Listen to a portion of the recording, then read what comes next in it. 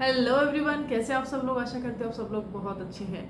तो अभी क्या हो रहा है कि जो नए क्रिमिनल लॉज है वो 1 जुलाई से लागू हो रहे हैं, इन्फोर्समेंट हो जाएंगे। इसके बाद जो पुराने हमारे क्रिमिनल लॉज थे, जो मेजर लॉज थे, आईपीसी, सीआरपीसी और इंडियन एविडेंस एक्ट, जिसके बेस पर कि पूरा क्रिमिनल जो प्रोसीडिंग्स होते हैं, सेशन कोर्ट होते हैं, हाई कोर्ट होते हैं या तो अपेक्स कोर्ट होते हैं, सारे ही कोर्ट्स में जो एक प्रोसीडिंग्स होती है क्रिमिनल की, इन्हीं मेजर एक्ट्स के ऊपर रहती है। अब जब एडवोकेट्स को भी यहाँ पे फर्क पड़ेगा, क्योंकि एक जो चीज़ रहती है ना कि इतने टाइम तक हम प्रैक्टिस करते हैं, इतना एक्सपीरियंस हो जाता है तो कुछ चीज़ें देखनी भी नहीं होती है, मुंह से ही याद रह जाती है। अब यहाँ पर कंफ्यूजन ये रहेगा कि चीज़ें नई हो जाएगी, सब चीज़ें नई है, वापस से हर चीज़ रीड करो, वो सब करो। और साथ ही स्टूडेंट्स को, कैंडिडेट्स को हर चीज़ में यहाँ पे प्रॉब्लम्स तो क्रिएट होनी ही है। अब कहीं पर ऐसा है कि इस जो नए लॉज आए हैं यहाँ पर चीज़ें चेंज नहीं हुई है, खाली सेक्शन चेंज हुई है। तो ये कंफ्यूजन बढ़ाता है कि जैसे हत्या है तो हत्या का पहले सेक्शन कुछ और हुआ करता था और अभी जो है सेक्शन कुछ और हो गया, बाकी क्राइम वही है, सेक्शन चेंज हुआ है। इसके पीछे का रीज़न क्या है, क्यों ऐसा किया गया है। और इसके अलावा बहुत सारे मेजर चेंजेस भी हुए हैं, काफ़ी सारे सेक्शंस कम हुई है, ज़्यादा हुई है। इस तरह से जो है हमारे क्रिमिनल लॉज को पूरा बदला गया है। अब यहाँ पर जो है, जो बार एसोसिएशंस होती है स्टेट्स की, डिस्ट्रिक्ट बार है, ये सब जो है प्रोटेस्ट कर रही है, आंदोलन कर रही है, और ये भी है कि वो स्ट्राइक के लिए भी बोल रही है। और अब इस बीच में उन्होंने जो है bar council of India, BCI को यहाँ पे अपना रिप्रेजेंटेटिव जो है बना के दिया है कि या तो फिर आप जो है यहाँ पे एक ये सब रोकिए, स्टे लाइए, ये कानून लागू मत कीजिए, या तो फिर हम जो है पूरा प्रोटेस्ट यहाँ पे करने वाले हैं। और जो प्रोटेस्ट की जो ये चीज़ है वह न सिर्फ जैसे हाल ही में वेस्ट बंगाल की तरफ से भी ये है कि अगर 1 जुलाई से लागू होता है तो वो प्रोटेस्ट करेंगे। और इसके अलावा काफ़ी सारी बार जो है अब इसमें आ रही है, एडवोकेट्स, इवन सीनियर एडवोकेट्स का भी यहाँ पे प्रोटेस्ट करने का पूरा पूरा इरादा है। आपका क्या है, आपको कैसे लगता है, ये भी आप कमेंट करके ज़रूर बता सकते हैं। अब इस बीच में जो बार काउंसिल ऑफ इंडिया है, इसने क्या नोटिस निकाला है, कौन सी चीज़ें इन शॉर्ट में उन्होंने कही है, और साथ ही सुप्रीम कोर्ट ऑफ इंडिया में इसके रिगार्डिंग पीआईएल भी लगी है। उस पीआईएल में कौन से ग्राउंड्स के ऊपर यह जो लॉज है यहाँ पे इनको चैलेंज किया गया है। और आज की तारीख में देखते हैं तो 1 जुलाई को टाइम नहीं बचा है, तो जो भी अभी सुप्रीम कोर्ट में पीआईएल लगी है, अगर वह स्टे रहती है तो जो नए क्रिमिनल लॉज है उस पर क्या फ़र्क पड़ने वाला है, और अगर वहाँ पे अगर डिसमिस होती है तो जो है इन्फोर्समेंट होगा ही। अब यहाँ पर चीज़ यह है कि अभी कुछ 3 से 4 रोज पहले यूनियन लॉ मिनिस्टर जो है उनका एक बयान आता है, सबके सामने आता है प्रेस कॉन्फ्रेंस में, कि जो ये नए लॉज हैं इनको लागू करने से कोई भी चीज़ रोक नहीं सकती है, ये इन्फोर्समेंट में आने वाले ही है। चीज़ें बहुत सारी हैं, सारी कुछ जो चीज़ें हैं डिपेंड करता है 1 जुलाई का पर डिपेंड कर रही है। इससे पहले क्योंकि चीज़ें जो है बीसीआई तक गई है, बीसीआई ने नोटिस भी निकाला है और सुप्रीम कोर्ट में पीआईएल भी है। अब क्योंकि हम जो है लीगल जो फील्ड से हैं या जो लीगल के एग्जामिनेशंस दे रहे हैं उन पे तो फ़र्क पड़ने वाला ही है, लेकिन बात करते हैं क्रिमिनल लॉज पे तो पूरे एक जो इंडिया के पूरे पीपल्स है उन पे भी यहाँ पे फ़र्क पड़ने वाला है, क्योंकि क्रिमिनल लॉज जो है वह सभी पर लागू है। तो आगे इसमें क्या होता है ये जानने के लिए आप वीडियो को पूरा देखना, स्किप नहीं करना है। बहुत सारी इंफॉर्मेटिव चीज़ें हैं जो मैं आपके साथ यहाँ पे शेयर करने वाली हूँ। रिप्रेजेंटेशन आती है बार काउंसिल ऑफ इंडिया के पास में, तब उसके बाद में 26 जून को बीसीआई की तरफ से नोटिस निकलता है और वह जो है अपील करता है कि स्टेट बार काउंसिल्स को, डिस्ट्रिक्ट बार एसोसिएशंस को कि आप जो है प्रोटेस्ट ना करें, किसी भी तरह की कोई भी विरोधात्मक जो गतिविधि होती है, एक्टिविटीज़ होती है, वह आप ना करें। आपके जो ये मुद्दे हैं आप जो है इनको जिस भी चीज़ पर आपको ऑब्जेक्शन है, जहाँ भी आपको लगता है अमेंडमेंट है, जो भी चीज़ है आप जो है उसका रिप्रेजेंटेशन आप हमें दीजिए। कोई रिप्रेजेंटेटिव आप यहाँ बनाइए, उसके बाद में बताइए। और जब तक जो है आप इस तरह की प्रोटेस्ट ना करें, आपकी सारी जो चीज़ें हैं, आपके जो जितने भी फैक्ट्स हैं, यहाँ पर चर्चा होगी, उस विषय पर बात होगी, संसद में यह चीज़ जाएगी। यहाँ पर बीसीआई ने ये चीज़ बताई गई है।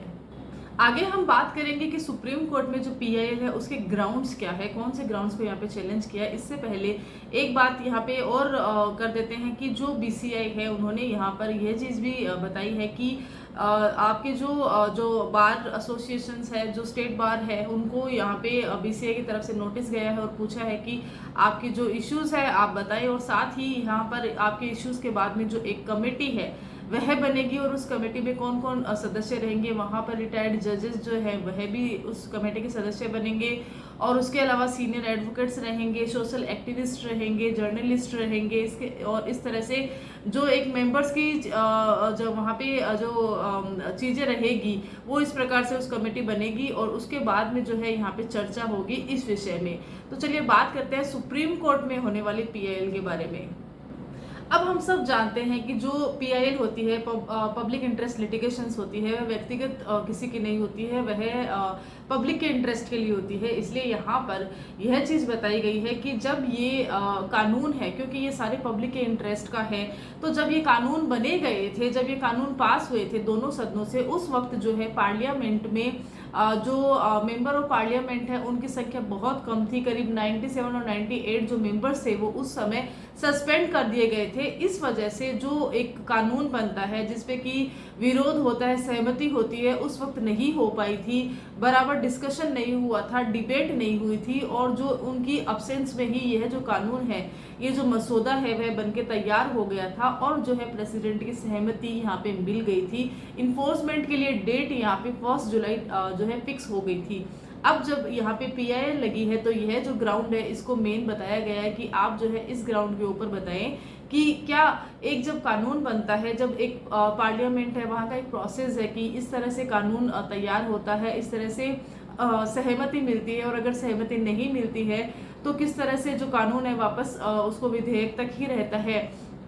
तो जब इतना बड़ा, जब देश के इतने बड़े मेजर लॉज हैं, जब आप इसमें इतने चेंजेस कर रहे हैं जहाँ पर कि एडवोकेट्स, कैंडिडेट्स, स्टूडेंट्स के अलावा पूरी जो है एक पीपल है जो इंडिया के, उन सब पे फर्क पड़ रहा है, तो क्या इतने बड़े कानून में डिस्कशन या डिबेट नहीं होना चाहिए?